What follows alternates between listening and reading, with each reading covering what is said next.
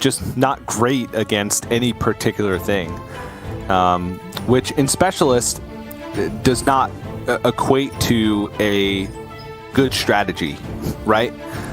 Because you want to have a deck that start with a deck that's good against everything and then be able to tech it to make it great against things, where it just doesn't feel like Rogue necessarily has that ability. It'll never hit those like 70+% win rate matchups. It just doesn't have the tools to do it. Whereas I think Mage does. It's a good deck to start off with, and then just a couple card differences in the lists make it great against a lot of the popular archetypes, specifically Priest in the metagame.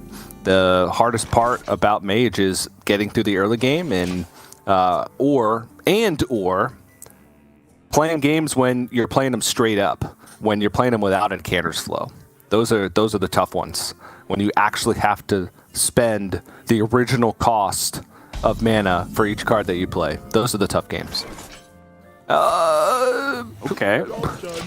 4 secrets in a blackjack stunner opening hand? Get me out, Dan. Oh, I mean, Dirty Trick is actually a pretty good one because this is a spell mage deck, so they're gonna give you card draw. But yeah, not the best. I mean, how often is Bamboozle gonna come into play, right? Like maybe your opponents play minions if they get Font of Power or something else that can activate that, like a Primordial Studies.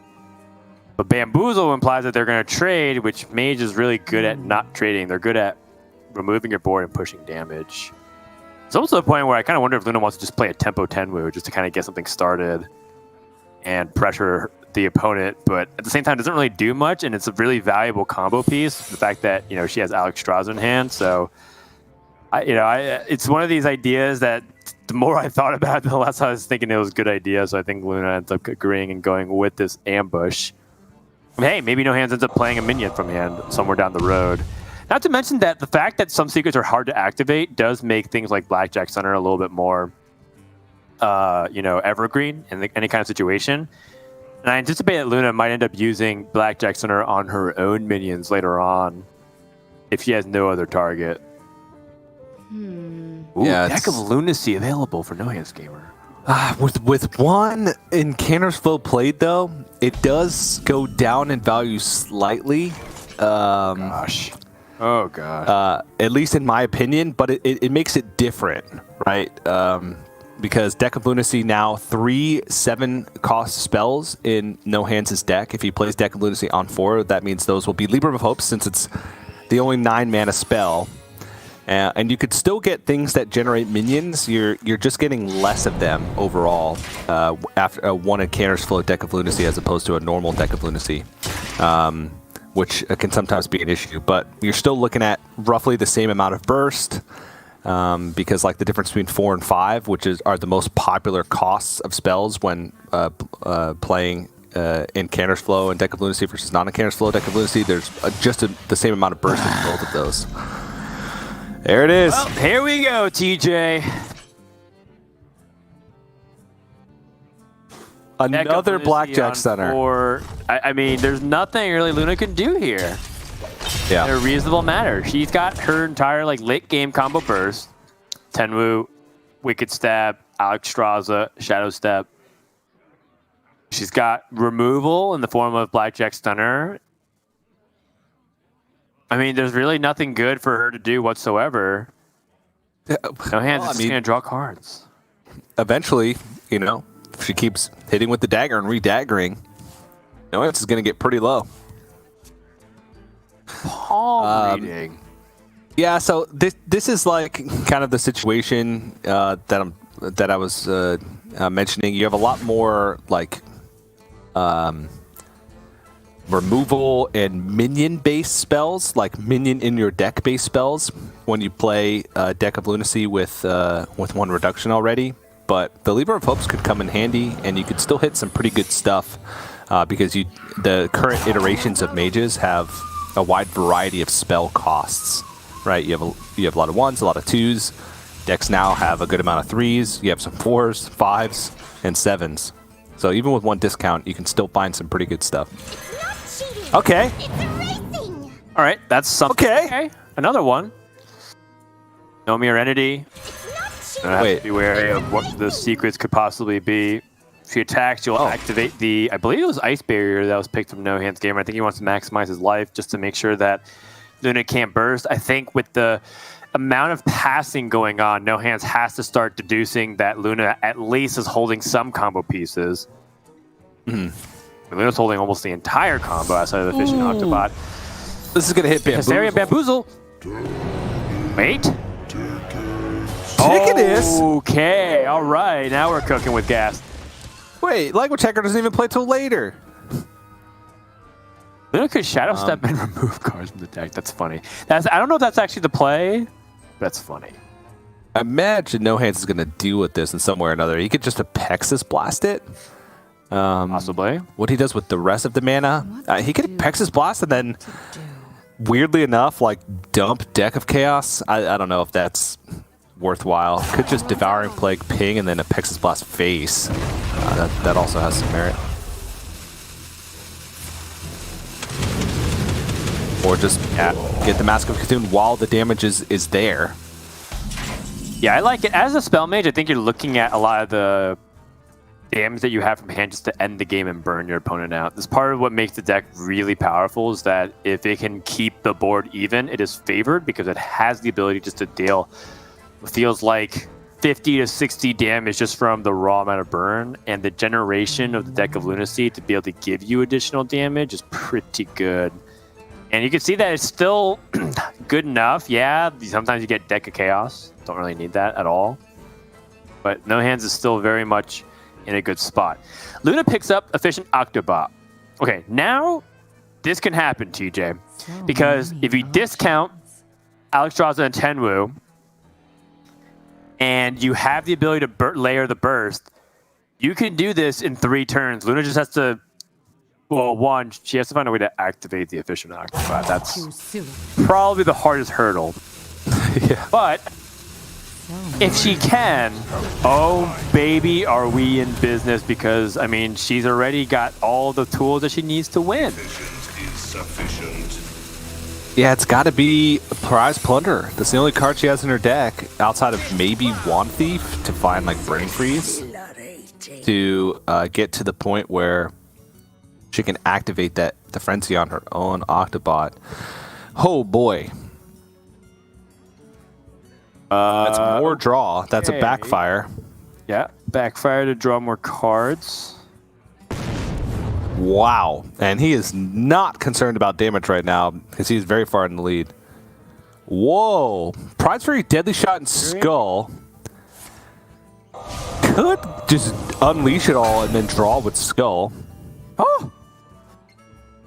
Well, yeah, you could also just Deadly Shot here as well. Yeah, Brain Freeze, Deadly Shot. Could even Apexis? No, I can't Apexis Blast. Deadly Shot, Prize Fury, then Skull just to draw more cards. Assemble the Burn.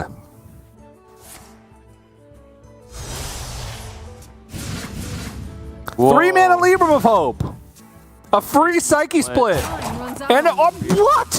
That's you can do it all. Board. I mean, you can do it all right now. You can copy the Guardian and then summon a bunch of Treants with the giant board. This board, prior to this turn, had nothing on it, TJ. I just want to let you know. It was 0-0 of stats. Now, all of a sudden, out of nowhere, the Deck of Lunacy goes and does this. Yeah, okay. We do have the Jandice, though. 2 Blackjack Stunners. I mean, she's dead on board, even if she Blackjack Stunners both. She might have to Blackjack Stunner, Shadow Step, Blackjack Stunner again, and then Jandice. Or maybe Jandice first to see if you find a Rush minion that could take out one of these minions. Or Wicked Stab, yeah. Or Tenwu. Just remove the entire board is a possibility. It's just a lot of resources. The one thing about playing against Deck of Lunacy, though, is you're not as scared of burn, just because, you know, it's likely that a lot of their burn could have been changed into other spells, but then you could be afraid of burn in other ways. The 4-cost spells turn into 7-cost spells, or the 5-cost spells that are discounted to 4 turn into 7s. I mean, it's GG anyways. Double Apexis Blast is going to wrap it up, so No Hands going to take game number 1. And we kind of expected, you know, Spell Mage to have that edge. It's very difficult for Rogue to get things going when you draw like that from Luna, especially. Like, Luna had a chance, obviously, going into it, but with each successive draw after the opening mulligans, it looked very hard for Luna to make that comeback. So No Hands cruises to a game 1 victory.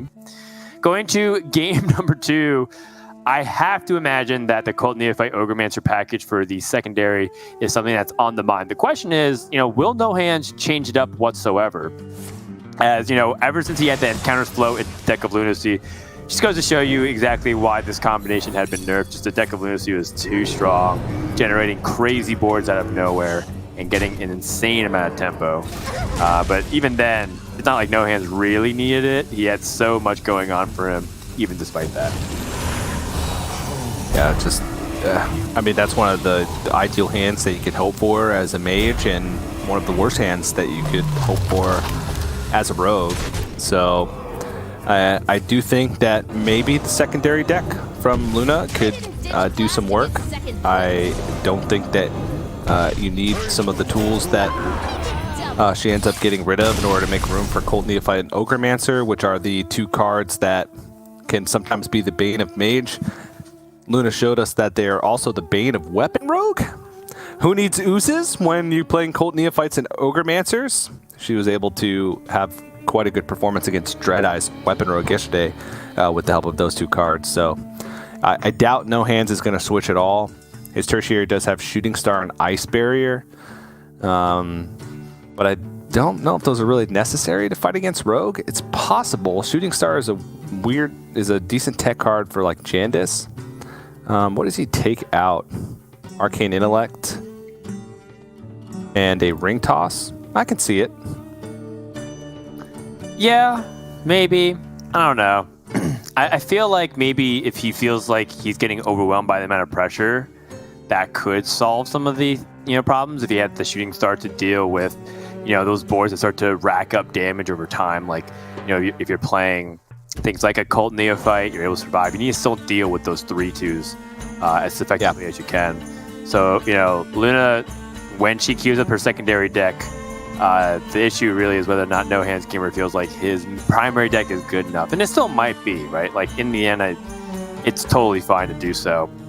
And the tweaks are minor. The thing about Specialist is that I think just because you can switch up to 5 cards doesn't mean you should. And I like that. Some people even choose to just do no real changes, like maybe 1 card at most.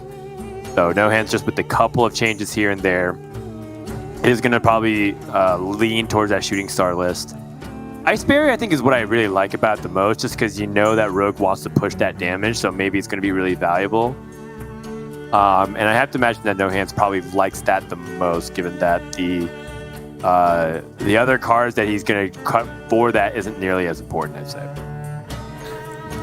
And it looks like they are going to switch. So they're going to switch to the decks that we assume. NoHandsGamer is going to go to his tertiary with the Ice Barrier and Shooting Star, and Luna's going to be playing her secondary, I believe, with the Cult Neophyte and Ogremancer. So should be on a little bit more even footing this game, I think. I think that Luna's techs help more than No Hands techs, just because of how it's a spell deck. Outside of Font of Power, they're not playing minions. So, right. And I guess Primordial Studies, but those are all born from spells as well. So it just seems like Ogremancer and Cult Neophyte are such great fits when you're trying to build a specialist deck and keep Mage in mind. If with the Encounters Flow openings, though, Mage is still a very tough deck to beat, and you have to time those cards right. Ogremancer not as much, because Ogremancer, a lot of times you can just play it as early as you can, and you're going to get some value out of it, right? It's more impactful when you can play it alongside other minions, same with Cult Neophyte, to play around cards like Devolving Missiles. But overall, Luna should be in just a little bit better of a spot than she was in the previous game, but I spy, with my little eye, an Encounters Flow. Encounters Flow to start things off.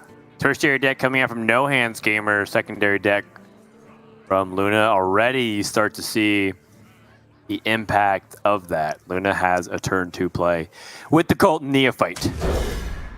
question is if Luna wants to hold on to cards like Swindle and Shalju. Hanar finds a secret immediately to combo with the Hanar.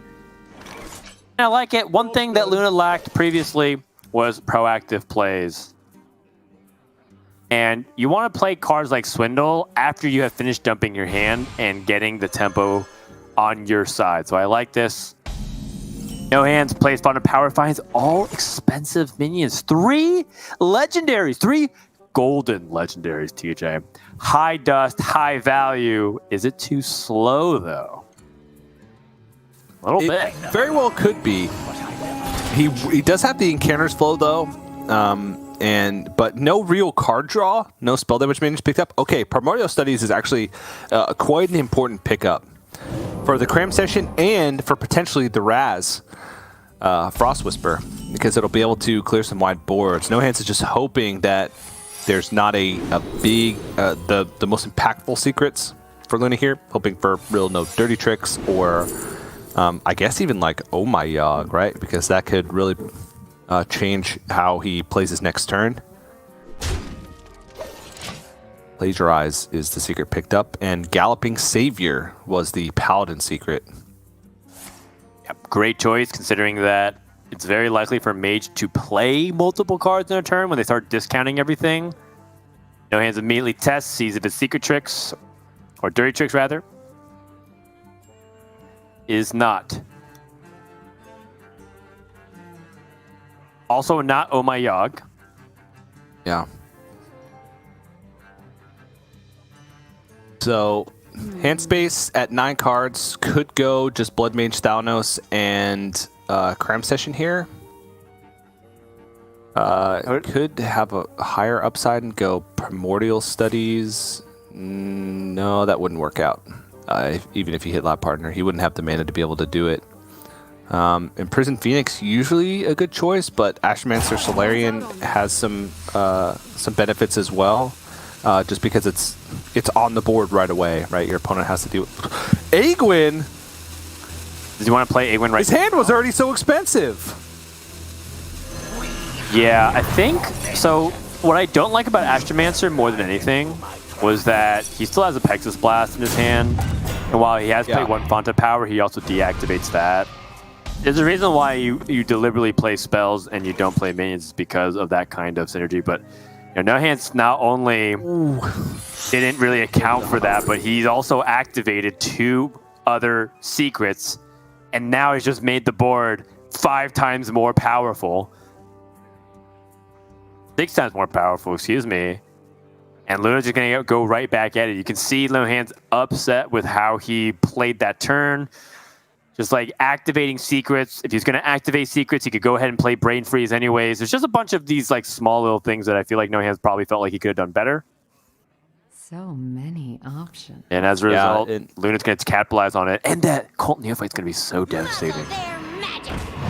Yeah, I'm not really sure what happened at the end of the turn there, because it did look like he had time to play Brain Freeze. Maybe not. Obviously, No Hands does play with the eye tracker. But also filling up his hand too. If he was going to pick the Aegwynn, I wouldn't have. I guess with Ambush, it would have just been killed if he had just coined it out, even since that was the biggest minion. A tough turn, but just kind of a rough turn. And in a very rare instance, when you're holding 10 cards, Font of Power is actually weaker upgraded versus unupgraded, because you get a random one versus choosing the one you want. Yep. Not exactly a situation you see all the time. And now Luna gets the ability right back with some cheap combo cards, finds another Cult Neophyte. She just witnessed the difficulty of dealing with her board. She can go ahead and double down because she has ways to continue to boost that with the Tenwu, for example. You can play Cult Neophyte, Tenwu, play Cult Neophyte again, then really twisting the dagger into No Hands' heart, because right now No Hands has no defense. You know, what is she going to do on turn 5? Yeah. This is going to be pretty rough. It's kind of a snowball effect from not being able to gain tempo in the early stages of the game. And Luna also knows that No Hands' hand is 5 minions in the coin and only 1 discounted spell, right? That's got to feel good. It also means though that Cold Neophyte has a little bit less value, but you never know. It could be that Refreshing Spring Water that could draw into some cheap spells. So I like most power on board. Still replay a Cold Neophyte, and next turn could go Cold Neophyte, Shadow Step Cold Neophyte again, or Occult Conjurer Cold Neophyte, Shadow Step Cold Neophyte, and just, yeah, like you said, twist that knife. That's right. Scrub that dish. No hands, tested for my Yogg. Refreshing Spring Water picks up 2 spells. Reckless Apprentice. Shooting Stars, just to try and stabilize good positioning from Luna to make sure that not all of her 2 health minions are right next to each other. That would have been disastrous, but the Galloping Savior once again coming in. 9 power on the board here for Luna.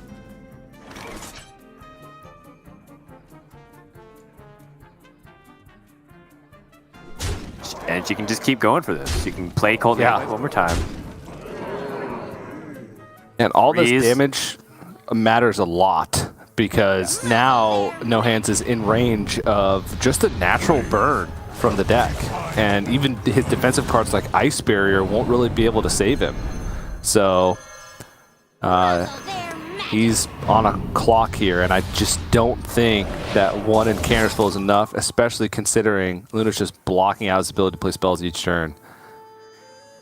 Very cleanly done by Luna this game so far, just showing you how to methodically pressure the mage strong enough turn after turn and really disable any ability for mage to get going, despite having a great hand. No Hands had a really good opening hand with the Incanter's Flow and the Font of Power, but you know, kind of an unfortunate Font of Power that didn't really go his way in terms of playables. And we have a turn 7 victory that just looked extremely one-sided from the get-go, punctuated by a very clean set of turns from Luna, and a little bit of a weak swing from No Hands' side when he could have done a little bit more. That's game number 2 over the Luna.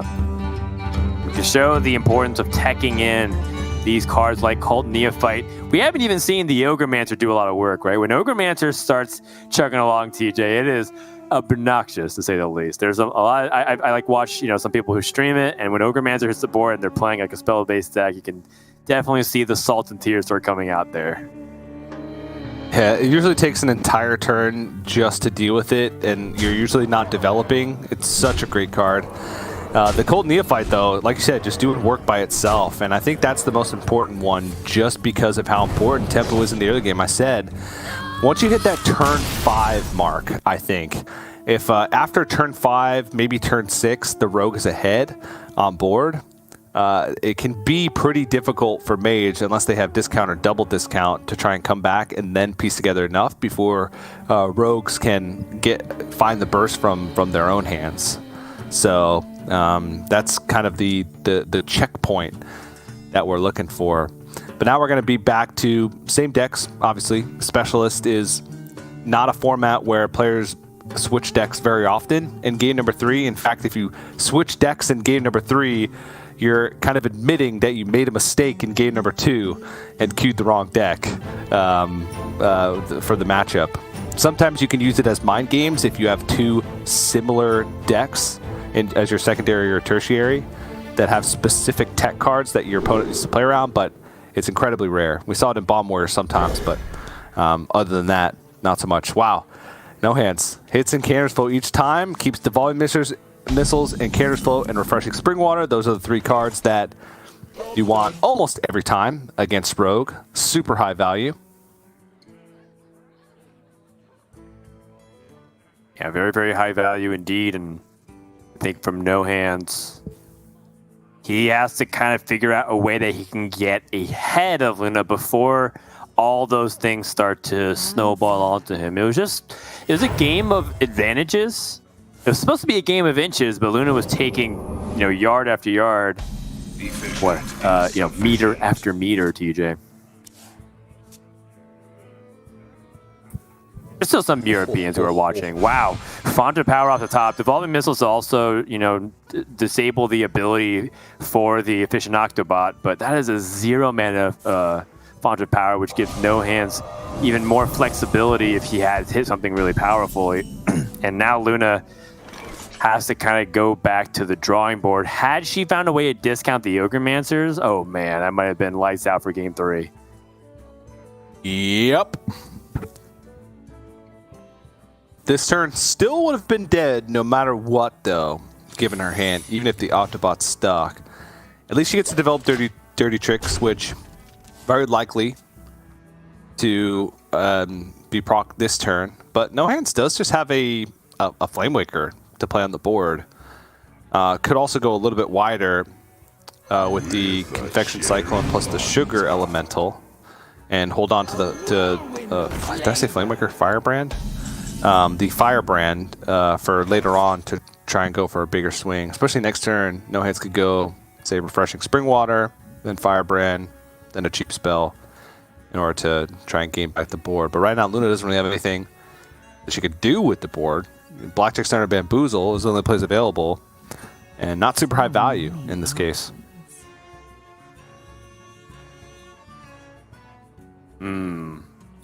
Definitely an awkward situation. Put the Confection Cyclone back in hand, so it makes it really difficult for No Hands to play it again because of hand space. True. And the Sugar Elemental is filling up his hand. I like it. A little sugar and spice. I like it. But that's about it. That's the strongest play that she can make this turn, and it's not even that strong of a play. Yeah, I think that's what's important because from Luna's perspective, all she needs to do is set up for the best possible Ogremancers. Don't let the door hit you. The very best possible ones.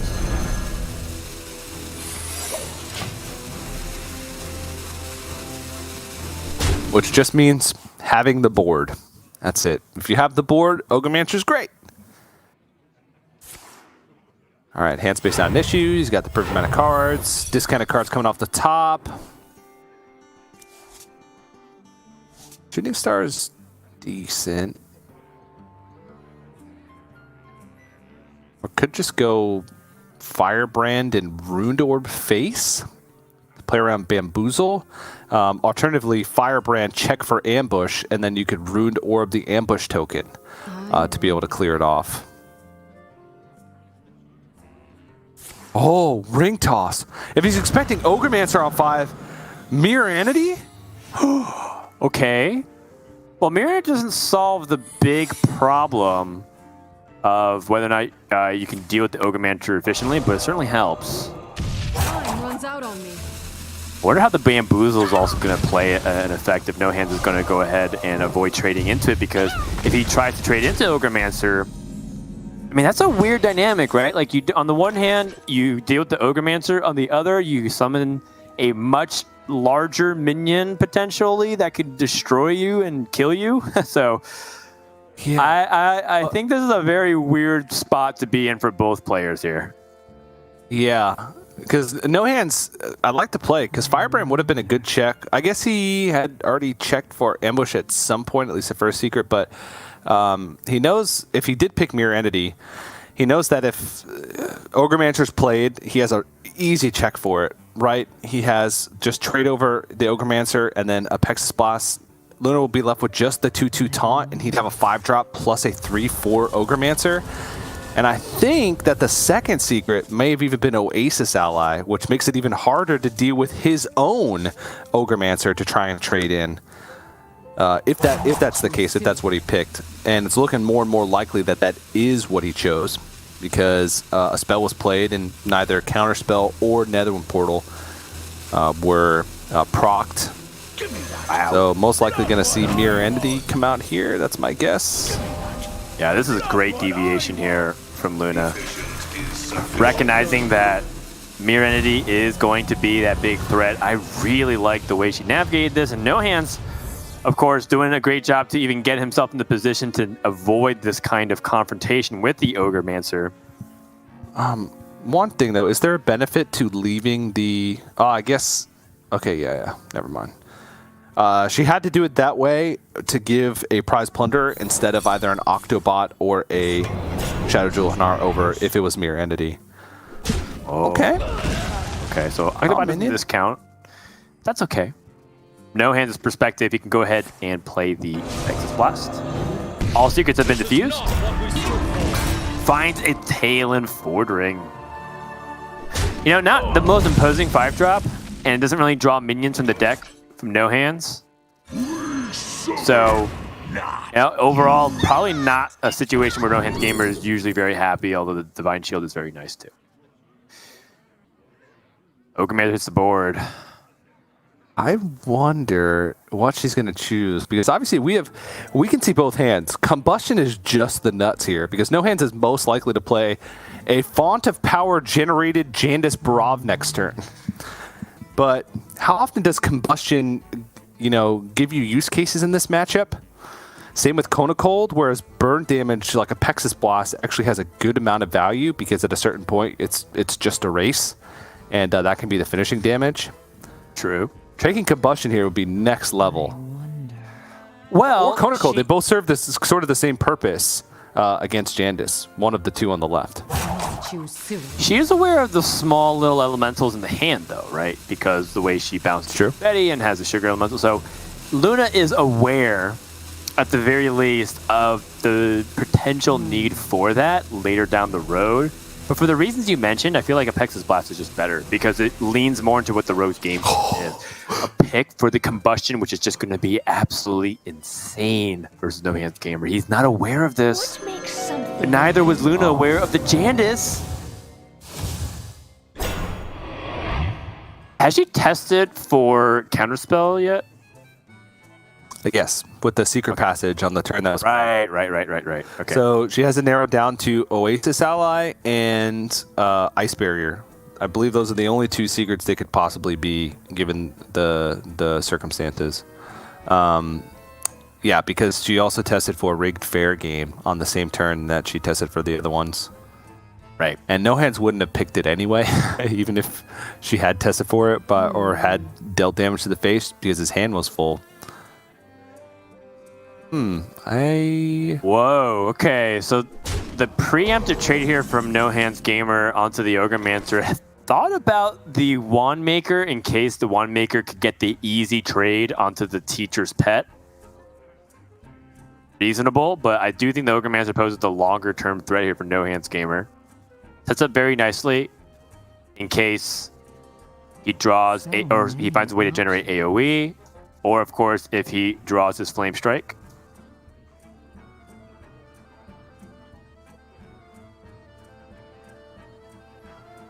And from Luna's perspective, what's the best way to go about this turn? We know Combustion comes down, but what's the follow-up to it? Is it Swindle and draw cards? Bear Shark! No. Bear Shark's very hard to deal with. Oh, wow. That is sick. Yeah. It also has 4 attack. Okay.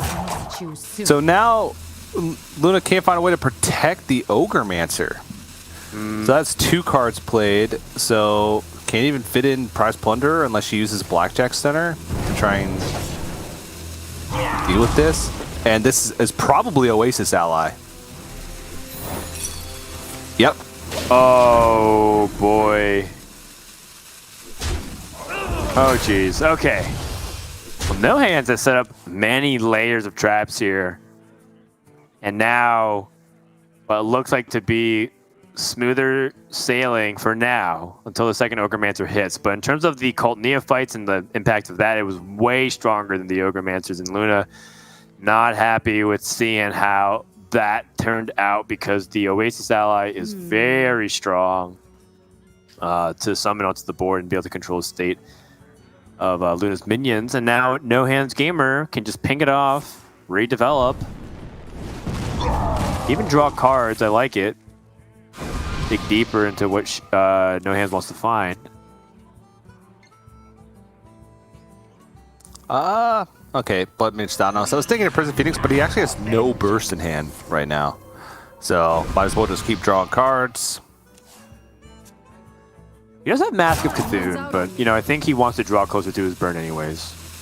Yeah, no burn that you. Yeah, I guess Mask of Cthulhu is good, but I think he just wants to find some additional things to play, and really now just wants to dump hand space. Has to actually dump 2 cards. The Devolving Missile's pretty wasted there, just on a 1/2 that he was going to kill anyway. But because the Blood Mage Thanos will draw a card, has to empty out to not potentially burn some other stuff.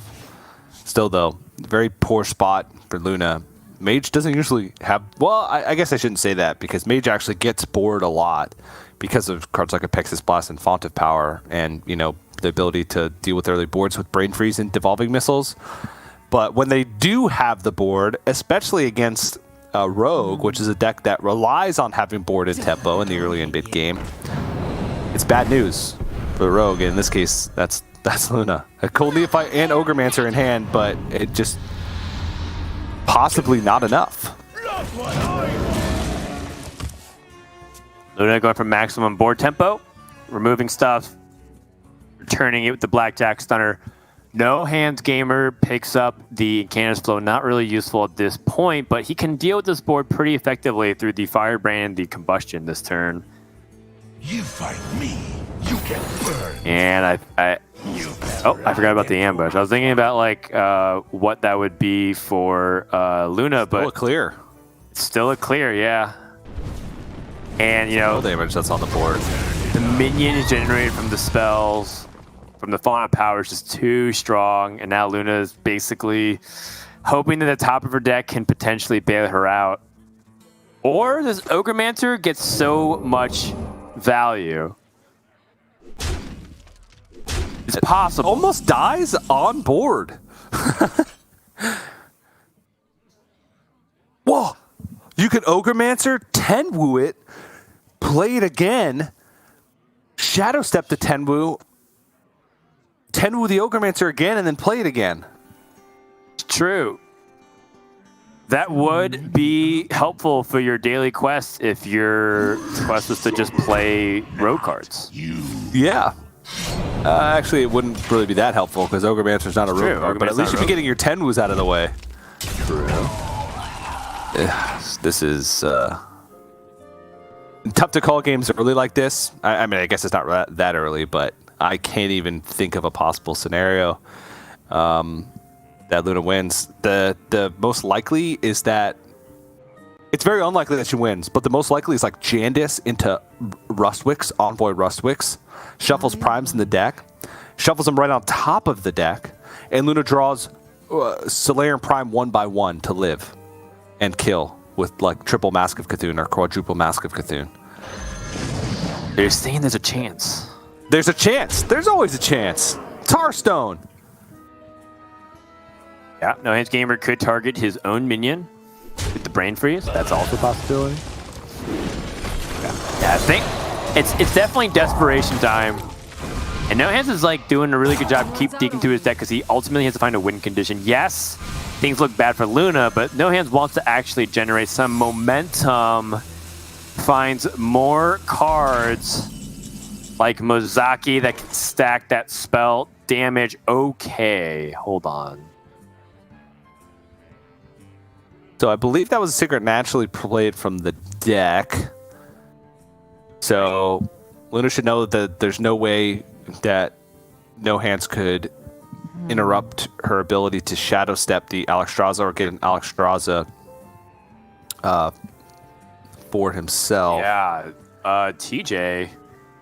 Wait a second. I mean, Could you? this is doable. How much? So Alexstrasza Shadow Step. Reborn anew. Oh, yeah. Do you not attack really in big and then hope that problem. you draw Wicked Stab off the top? Oh no, you wouldn't have enough think mana to play Wicked Stab. so.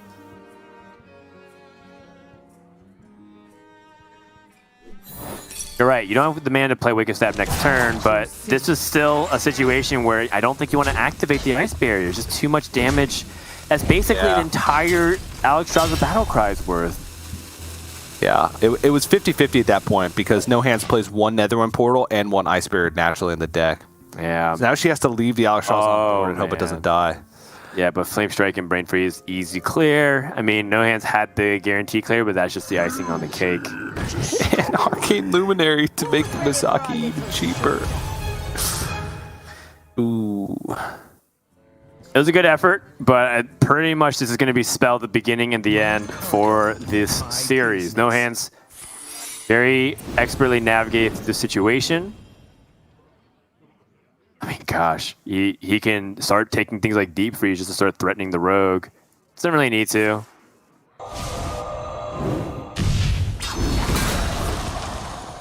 Oh wait, hold on. Is there a series? You're saying is there something that Luna can draw that I'm not thinking of, like Secret Passage here? It would have had to be Jandis, right? Again, Jandis Right, had some right. crazy outcomes. And even then, it was at this point it was unlikely. So you could. This game was actually a lot closer than you may have expected. Because if that was Netherwind Portal and not Ice Barrier, and that 2 damage went to face, right? No Hands would be at 17. And I guess she didn't have made it a dagger. Oh, no, she did. She had a dagger. So she would have daggered down to 16, Shadow Stepped the Alexstrasza, and could Alexstrasza 10 with Alexstrasza next for exactly 16. So No Hands would have been on a 1-turn clock. He would have had to kill that turn, which I believe he had. He had Mask of Cthulhu, but it wasn't guaranteed, right? So despite all that, despite like how much board pressure No Hands was able to muster throughout the whole game, Luna was still like a 50-50 secret away from potentially winning, which, you know, I feel like we've seen that a couple times today. But, I mean, just the fact that we've seen it a couple times today, if that's what a deck does, if it just gets like 1 or 2 turns away from winning the game, is that really close? Like, is it really that powerful of a deck in the matchup if you're just consistently 1 or 2 turns away from winning the game? Could have. I mean, it required a lot of really good generation on No Hands' side, right? He got really good situational cards like Firebrand to help win back the board.